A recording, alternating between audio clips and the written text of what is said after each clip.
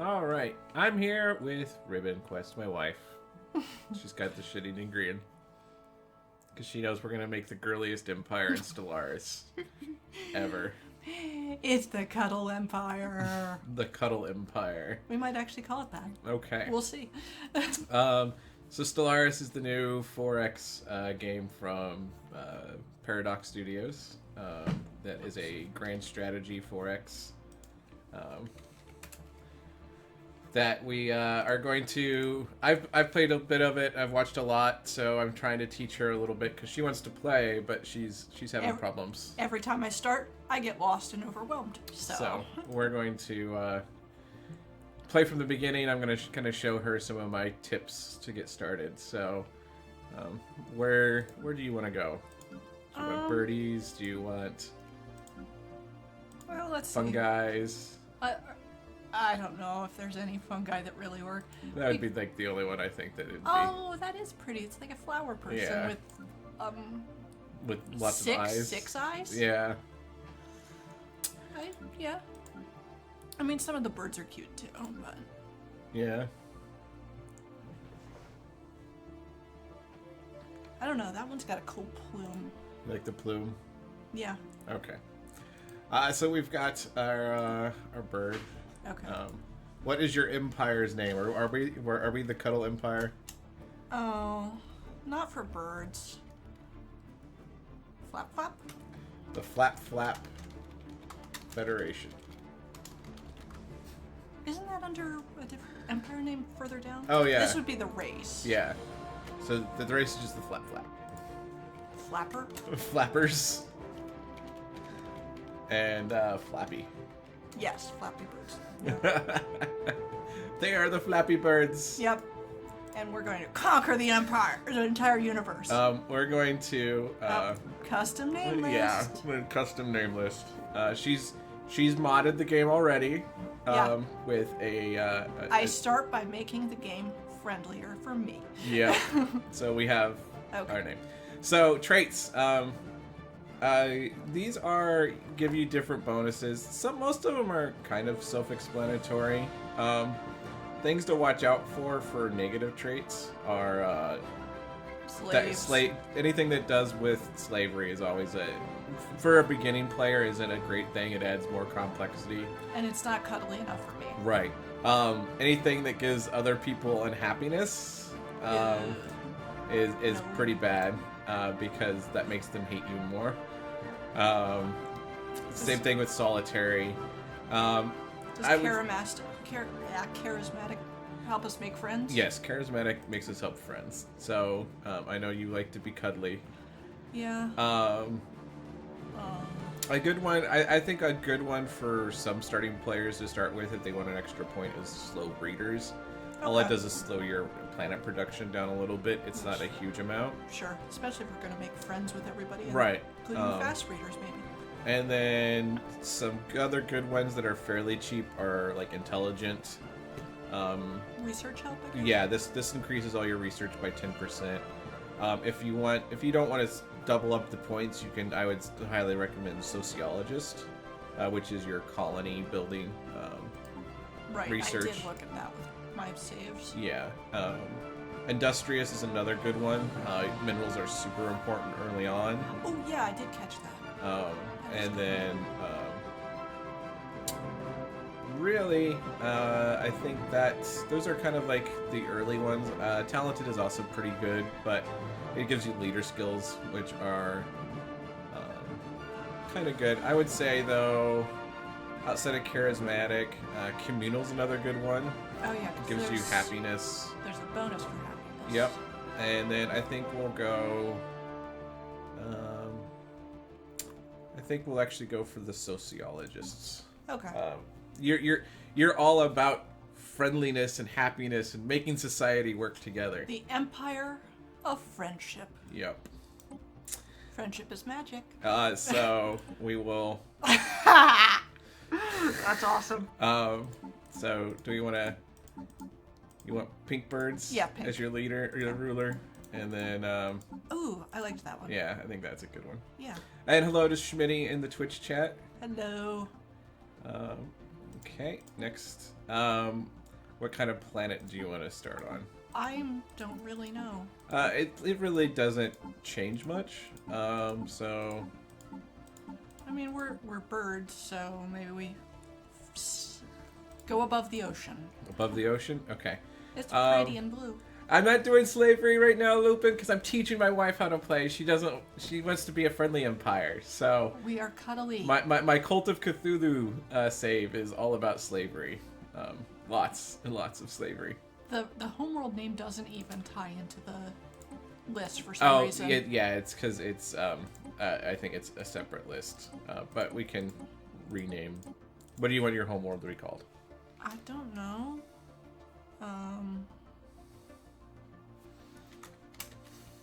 No. Featherland. All right, we are Featherland, and the star is Bright plumage. bright plumage. That's a B. It should be a P in the front. Plumage. Plumage. Plumage makes sense Yeah. for a plant race, I guess. All right, and then we'll go Avian City. Yeah. I think it's It's the prettiest the anyway. prettiest, anyways. So ethics and government type. This is actually gets a little interesting because it plays into your relationship with other factions. Your xenotype of whether you're mammalian, avian, whatnot, gives you a small relationship bonus. It kind of affects your initial attitudes when you run across another race. If they happen to be avian, they'll be slightly more inclined to like you. But most of it's going to come down to your They'll be ethics. like, sup, bird? So, in your ethics, each of these is mutually exclusive. So, if you are a spiritualist, materialists will hate you. If you're a materialist, spiritualists will hate you. And they all have their own little bonuses. For building an empire based on love, spiritualist, obviously. Yeah. And then we want to be individualists. We do. Individualists. We don't like slaves. Okay. This will mean that slave empires will really hate us. Yeah. But, and then we have the xenophile. So we could go like this to get a. That sounds reasonable. We can get. Or we can go. Extreme xenophile. We actually don't get any. That's kind of interesting. No. Wow, you get almost no Right. governments So from that. this would give us some spiritual government types, and this would give us. So it's basically the same. So individualist, energy credit bonus isn't that big. So I say we go like this. We're gonna like everyone, Yep. and we're spiritualists. Sure. We're not gonna go pacifist friendly, just because pacifist. Early on, until you learn a little bit more on how to deal with neighbors, pacifist or militaristic actually can be a detriment, because if you have to go to war early or get war declared on you, you're gonna run into happiness problems. Where this way you're not having to deal with that at all. So we're basically Sailor Moon. Yes, we are. This is the Empire of Sailor Moon. Government types. Typically, the far left column here has really fast. Every 5 years, we have an election, essentially, with everything on the left. So it has a fast leadership. Right, your leadership turns over fast, which kind of have its benefits depending on the government type. Like for this one here, the Theocratic Republic, you get 2 additional core sectors, which is you start out with the ability to hold 5 worlds under your direct control. Okay. So that eventually gives you 7. Not a huge benefit early on. Either is ethics divergence. You can change government types later, every 20 years. So I don't think I would ever start as a Theocratic Republic. Oh, okay. Not until you're a little bit more comfortable, because these part of the rapid elections is like an actual like campaign system where you're trying to do favor over which leader, and it adds more complexity to it. Okay. The oligarchies every 40 to 50, basically this entire column.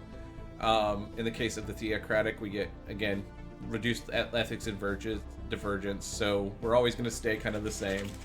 And then leader recruitment costs decreased. So it's, again, it's a decent bonus, but out of and the divine mandate, this is you like slaves and they're cheaper to move. So really these aren't that great. I don't think for someone who's starting new, and that's actually probably okay because this is all religious based. Yeah. Your basic ones down here are military or despotic empire, so North Korea. Oh. Essentially, you are the supreme ruler, and you have and you get increased output from slaves. Lovely. Plutocratic oligarchy, 5% extra energy credits and minerals. Not a bad one to go with. Yeah. And then indirect democracy, again, reduced leadership cost and extra leader skills. I think we're gonna go with this one. Yeah, that's good. Out of the starting ones, there's some benefit to the rest of these as well. Just make sure you look through them. Like if you wanted to focus on research, research speed and survey speed, this makes your ship scan faster and everything. Oh, yeah. So there's some good benefits if you're trying to build a specific way. I think this actually works pretty well for a new player setup. So we've got the Flap League of Planets, Interstellar Flap Consortium, This is fantastic. the United Flap States, the Flap Star Coalition. Let's see, Commonwealth, Union, Star Cartel. I liked that. You like the that flap? one was too. Yeah. Galactic Flap Politity. All right, and then the adjective is the Flap. Okay. We do have a suggestion from someone over there. Crazy bird. Yeah.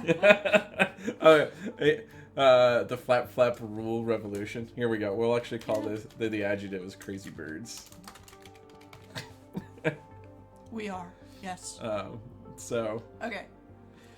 All right, now we get to pick our nice little flag. Zoological, and something with feathers. We've got the feathers there. We've got crossed feathers. That one's funny. You like the, yeah. That's kind of even has the.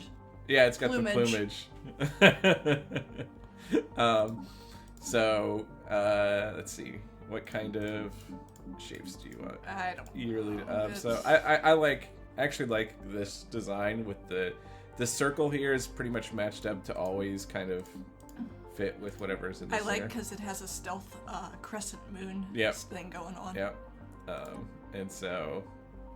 I was messing with secondary colors. It never looks good. Yeah, there's a mod that I'll probably install that adds it's like 46 colors. Nice. So weapons. So weapons work on kind of a weird counterbalance system. Projectiles will chew through shields.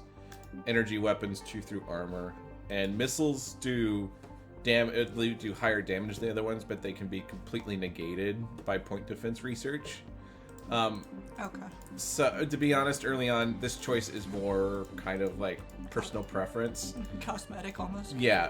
However, energy weapons shoot out beams of color, and eventually we'll get different colored ones, and you can have rainbow ships. So, yes.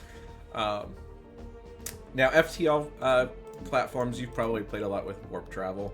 I have. Just you can go wherever you want on the map. It's pretty basic. Hyperspace is lane based. Basically connect the dots to the systems. However, I prefer wormhole. I wouldn't mind learning how this works. And the wormhole provides a really good early game advantage.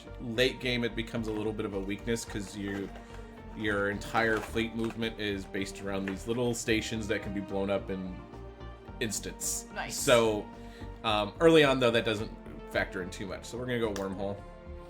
And then our ships, the avian, sleek, fancy ships. I can't wait till they do something where you can change the skin colors. Yeah.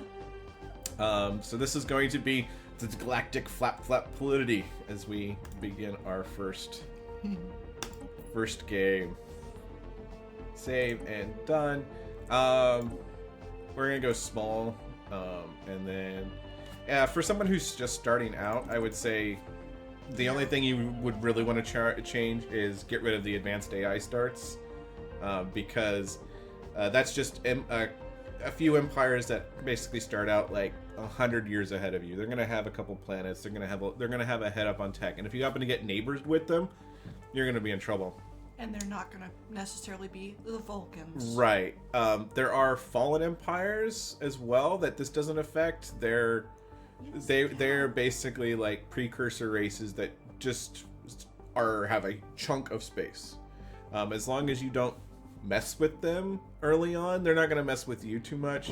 And even if you do run into a conflict with them, they're going to kick your butt once. And then you're gonna learn out why they kicked your butt, and then as long as you don't do that thing again, you'll be fine. And then we're gonna allow all the FTLs, and we're just gonna say no for Iron Man, if we're not gonna work on any achievements or anything. Only thing that Iron Man really does is means you can't save scum, which this is like, to be honest, the best part about this game is the stories that come out as you're going along. Yeah. So, like, it's just, right now there's some bugs that come up, and that's the only reason, like, I don't want to do the Iron Man. Okay. So here we go. We are the Galactic Flap Politity.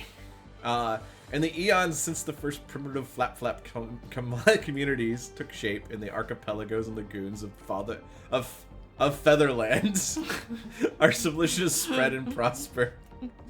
As scientific knowledge increased and new outposts were founded across our world, trade flourished and tied the various nation states together until they become a single entity. Power rested with the merchant princes, the true architects of our achievement as a civilization. Now, after the successful creation of an artificial subspace wormholes, the finest minds of Galactic Flap Politity have finished construction of the first wormhole station at the edge of our system. The stars themselves are finally within our grasp. Just forcing you to say these things is just awesome. For people who are watching this, I will keep. I am going to use the advanced some advice tips, so windows will pop up. Or I'm going to probably not read them, but I want them there so people can kind of see. Pause the video if they want, kind of read about it. And then I'm going to also real quick. Mute him so that he doesn't pop up over us talking as we go along. So here we are. We have our bright plumage. We have Spice Moon, Nougat, Hope, Amulet Dream. We are on Featherland, which is the moon to Walnut. Our fellow moon of Housecat with Strawberry Shortcake. Sherbert as our neighboring gas giant with Open Heart, the moon. So, yeah. First thing to really take in when you start out is the UI, because there's a lot of information here. Yeah. This right here will take you to your government selection. I never figured that out. Right. Tone down the music a little bit. Yep, we can certainly do that. Because I can't even hear it. Yeah, Rachel can't hear it, and I'm... So here's the government. Basically, this gives us the traits that we have. It tells us any empire effects we have. Emergency elections is something you can do. But right now, we can click this button to change the government type if we want. We're not going to try and change it right now. That would be silly. And all that. So, and here we have the budget panel. Here are our policies. I was wondering where that was. Yep. We've got war econ. Basically, this sets what our economy changes according to the war. Basically, for the most part, a new player, as long as you're not trying to do something complicated like a slave empire or whatnot, you should be fine without really doing much on here. Over here, edicts will do things like decrease ethics convergence, but slows down research speed. You can increase research speed, which is actually something that's really useful to do. Okay. And then this is you can specialize. So, like, because we oftentimes will want to push out our colony research as fast as possible. You can encourage free thought to give just a 10% bonus. Boost. But then you can also come in here and do a society research grant, which normally gives you a 30% boost to society research and a negative 10 to the others. So this essentially means you're getting a 40% boost to society with everything else being standard. The downside of this is each one of these costs 1 influence, which is used to get your leaders change your do edicts and policies on government-wide or on specific planets. But early on, it's really good to have this. Main ways to get influence are through research technologies, as well as through rivalries with other empires. But we'll get into that a little bit later. And then here is the... I'll catch that. So Nick was wondering the downsides of free thought. So the way it works is our ethics for our government type, ethics divergence is a little weird. So our ethics for our empire or our race are, I've got to make sure where it's at. We are empire. It's so our ethics are we're fanatic xenophiles and spiritualist.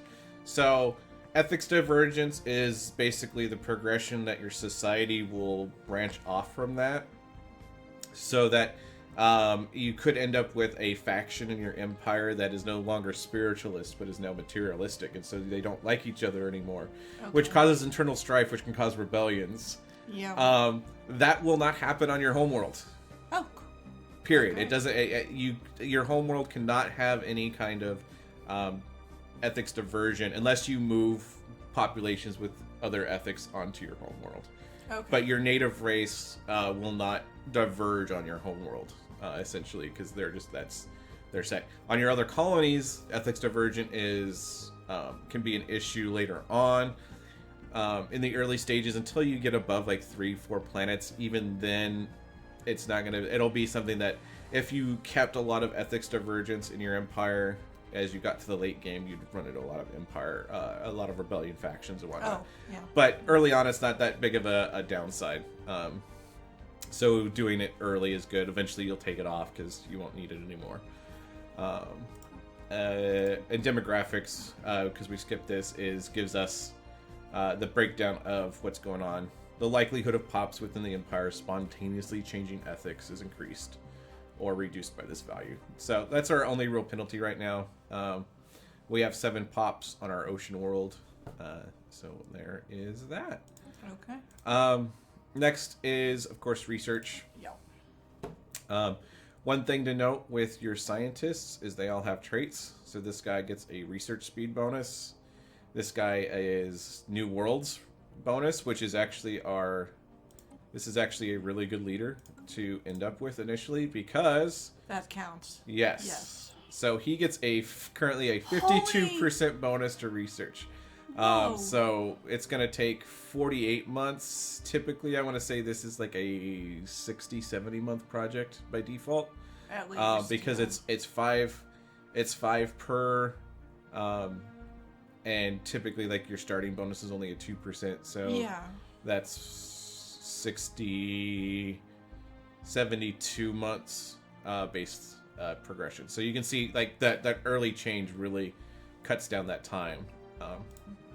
Engineering, this thrusters gives you better movement speed, which helps things go around faster. Engineering facilities, just more research. Powered army damage isn't something you'll run until later. So with this set, I would go ion thrusters, just because it allows you to scout systems faster. Okay. And yes, our yes. Nick is commenting on our leader names, the fabulous names. Another thing with this guy, he's got the spark of genius, so he'll go a little faster here. Right. Again, physics lab, more but physics he's good research. At the bus. Right, he's good at the bus. We've I got. I don't know. It's computing. Okay. So we have the ability to research our blue lasers now, or our deflectors. So Christian is on the teamwork. And okay. Nick. That's confusing because normally Nick's there. Yeah. People using the same name. So we're gonna actually go physics lab, and we'll likely kind of focus a little bit on physics, building up physics on the planet a little bit.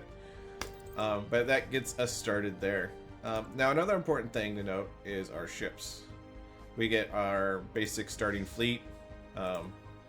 Not 3 little corvettes. They're not going to be super great. You can see their little turrets. They're not gonna be able to take much down unless you throw in a couple extra corvettes to them. But they'll have a purpose here in a second. Construction ship, of course, builds stations and mining outposts and things like that. But our science ship is an important one. We have an additional scientist here assigned to it. Emerald Turtle. Yep, Emerald Turtle, this bird. His current thing is he's adaptable, so he gets leader. He gets basically faster experience bonus. Okay. Your science ships. The first thing you should do is right-click your sun after selected and survey system. And now they're going to go around and scan each of our planets to see if there's anything of worth on them. So we'll find out what goes on with that. At this point, you're basically set up to start. But let's go over a few other UI things because I've skipped some stuff, I think. Okay. There. Empire shows you your planets, modules. This is just for general information.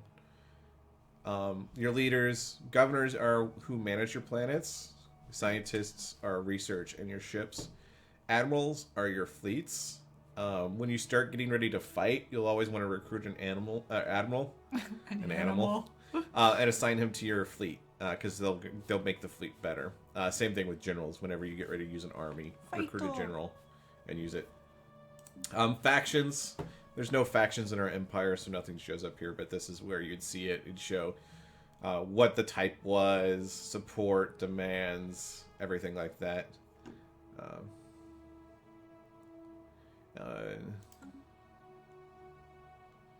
Yeah, so Christian was saying you can right-click anywhere and scan. Any planet. Right, you can do it on any planet. The additional thing is you can, from out here, you can right-click and do it from the Galactic view too.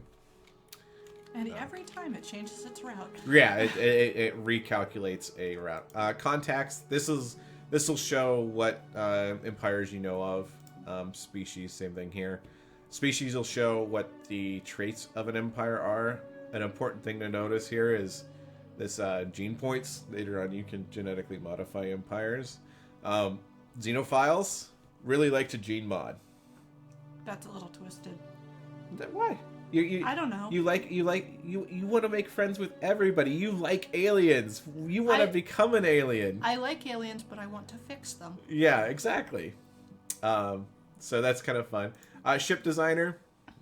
We'll get into more in this once we get some text, but it's. Yeah. I mean, it's fairly straightforward. One thing to note is you can click up here to change the build type. So, like, you can have a different size weapon. Important thing to note is the bigger the weapon, the more... a size of a weapon is more effective against an equivalent-sized target. So, if you were to start running into a faction that had a lot of ships that were, like, one size bigger for you, going for the one that has, you know, a medium versus all the smalls that we currently have is a little bit more benefit. Because they'll take less damage from the small ones. But... Okay. Again, stuff to get into late game. It's not something you're going to worry about early on. Beefy weapons for beefy opponents. Yep. Situation log. We're going to get into a lot of this as time goes along. This is where quests and notifications of empires and stuff will pop up. New research projects. Yep. And then our technologies, which we already kind of went over. Energy credits, minerals, influence. These are our main currencies. These are our research types. Strategic resources, if we have any, will be up here. This is the number of worlds. Right.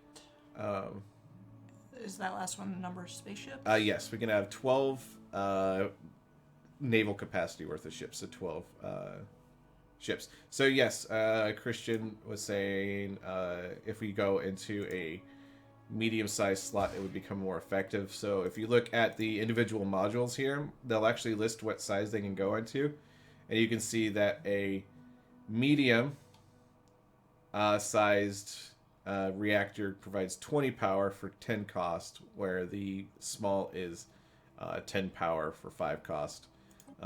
Same thing when you go to a weapon. The medium laser here does 13 to 18 as a medium, but only 5 to 10 as a small. Okay. But then that ties into the size ships too.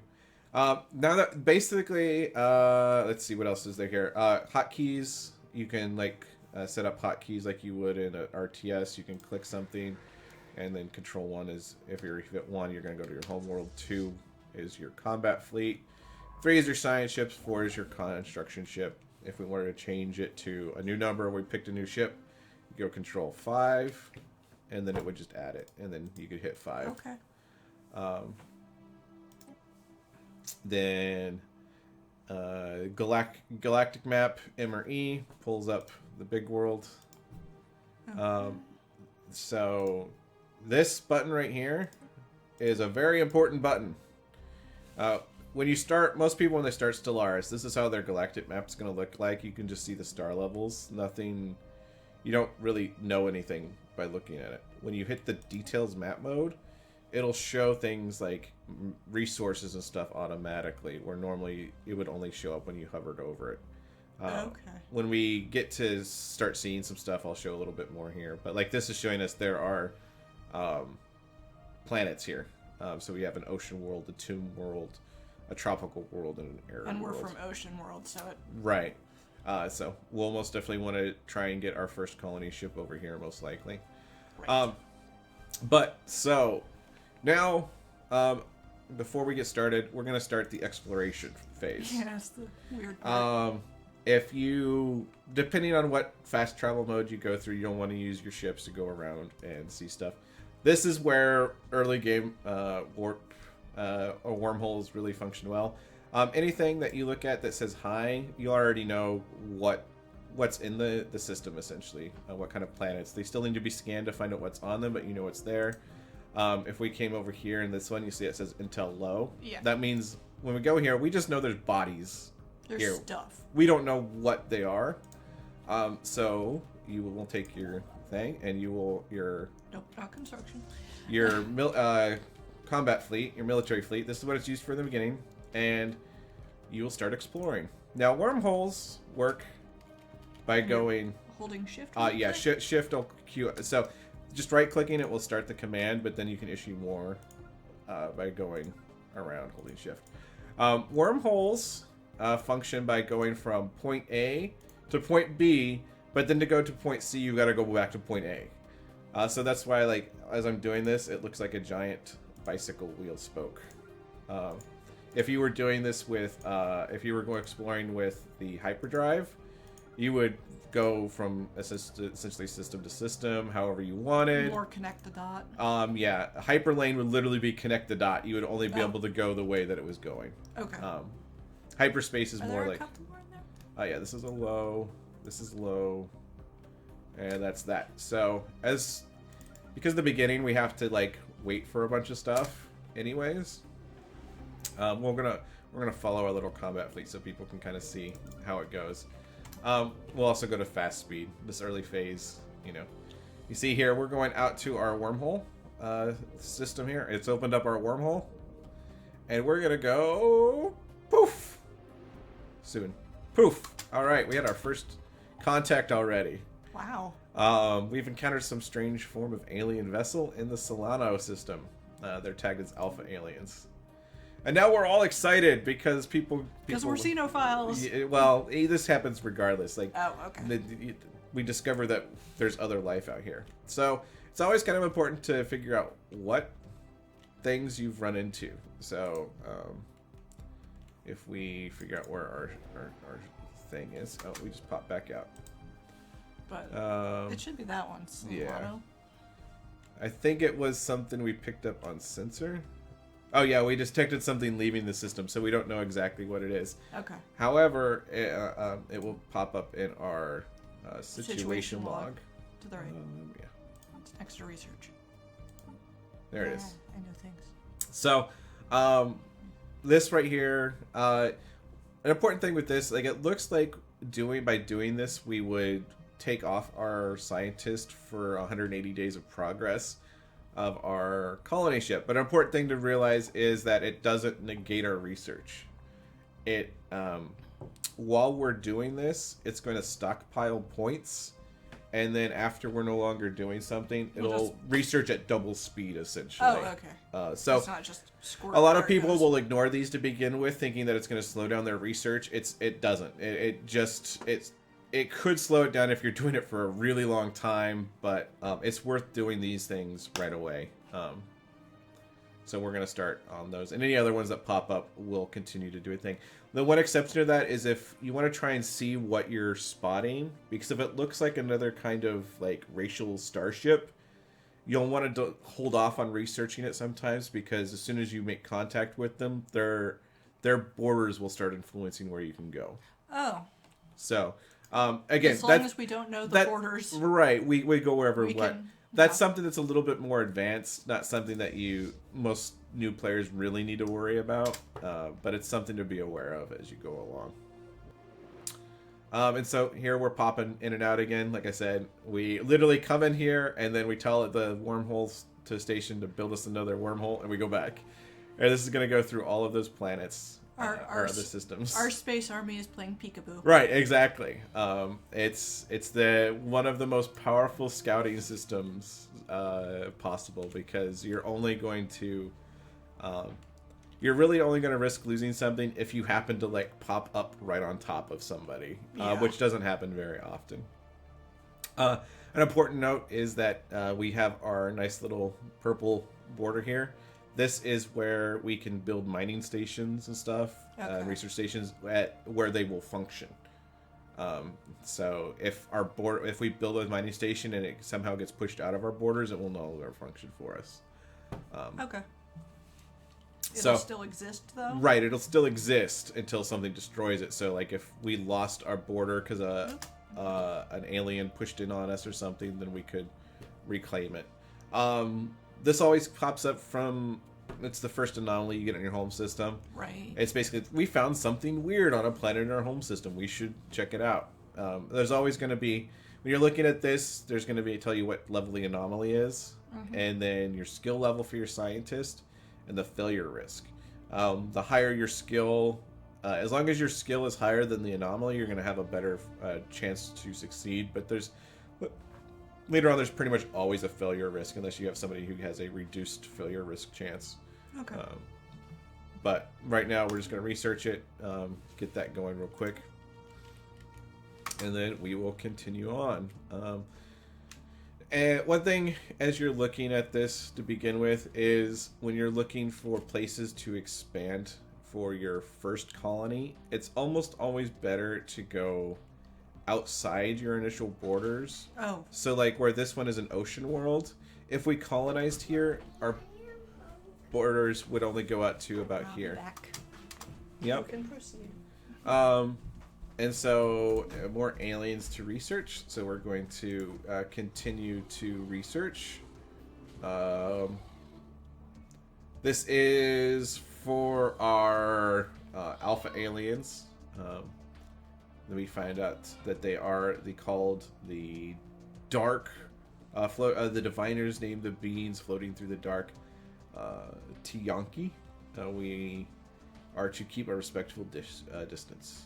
Venerable. And then we're going to research the next one. And for now, I think we'll take a quick break and see you guys in the next episode. Until then, hopefully you'll enjoy some Stellaris. Hopefully you've learned something new. And we'll see you guys next time. Take care!